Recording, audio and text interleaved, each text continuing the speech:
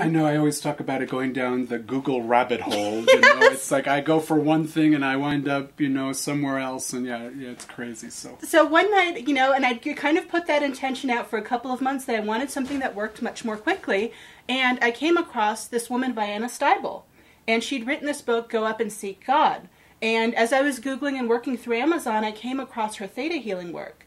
And really the way Theta healing had started was that she had an instantaneous healing from cancers that she had in her leg. Wow. She had exhausted all of the medical opportunities, and the doctors kept telling her that she only had a few months to live and there wasn't much to do.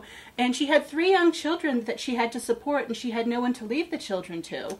And so what turned out was she was also a naturopath and an intuitive. And what she found was the same way that she went to do intuitive readings, the pathway that she took, she could actually do healings. And it was kind of serendipitous because she went to do a potluck, you know, keeping the optimist but being realistic, saying, you know, let me do a potluck with all of my healer friends, you know, if this is supposed to be the last hurrah. And one of her aunts had shown up with a stomach ailment. And she didn't have any of her herbs with her up in the mountains. And so she said, all right, well, let me go to that place where I do my intuitive readings. And she simply commanded a healing, and the stomach ailment just disappeared. Wow. Which was really amazing. She said, well, that's interesting. So the next morning when she had her first intuitive client, she said, well, let me try this again. And so she went up into that space, and the client was coming in had a back problem. And she went and commanded a healing and came down and witnessed it, and the man's back problem instantly disappeared. And when you say, that's such an interesting term, commanded a healing, can you say a little bit more about that? What exactly does that mean, to command a healing like that? Well, what happens is that you follow this roadmap that she's established to get your brain into that theta brainwave.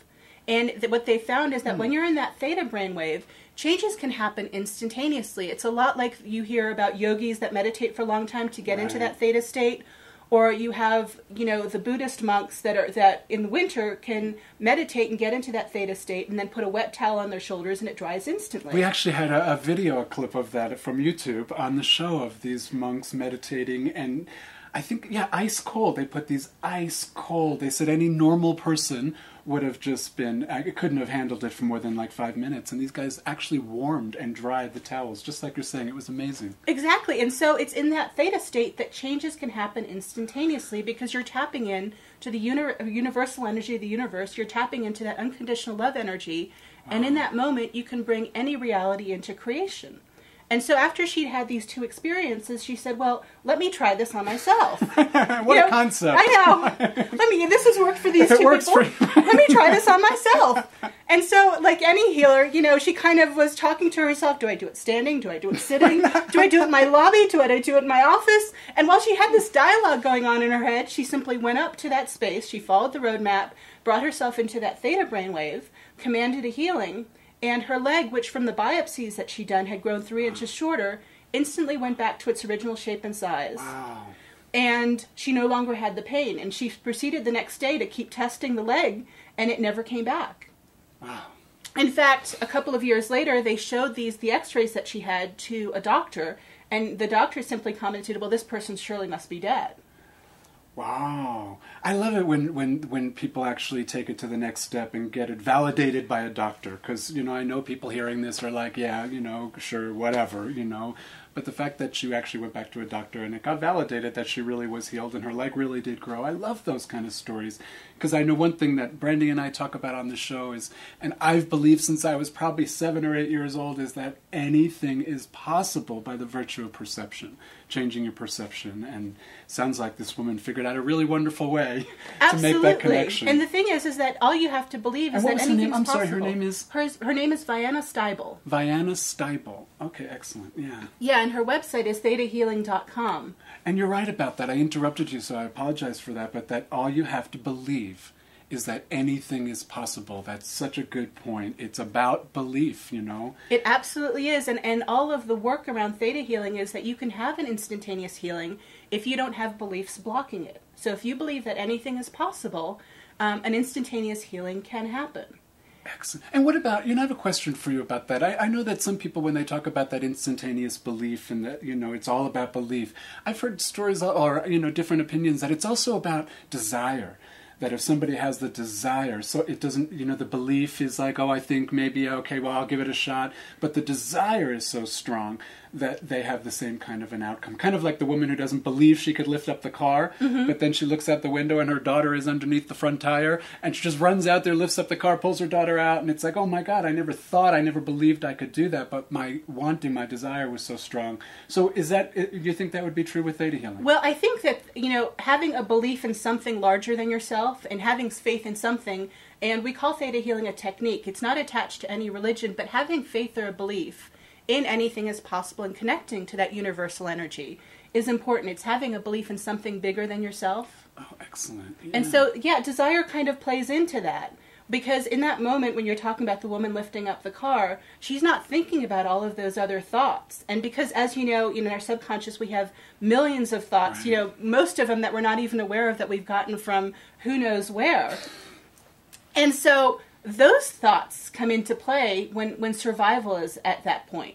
And good point, because I was thinking about it while you were talking also, that if when she goes to lift up that car, there is no belief in that moment that I can't do it. So the belief may have been an ongoing program, but in that moment, it's like eliminate every idea, thought, or concept that's in the way of me lifting up this car, and so therefore it happens. That's kind of what you're saying. Well, about that's really what it is. And what Vienna's found is when she started having people come to her, because after her instantaneous healing, people started to coming to her wanting to have the same experience. What she found was that people didn't have an attachment, if they cleared all of their issues and were at peace and they wanted the healing, but they weren't attached to the outcome.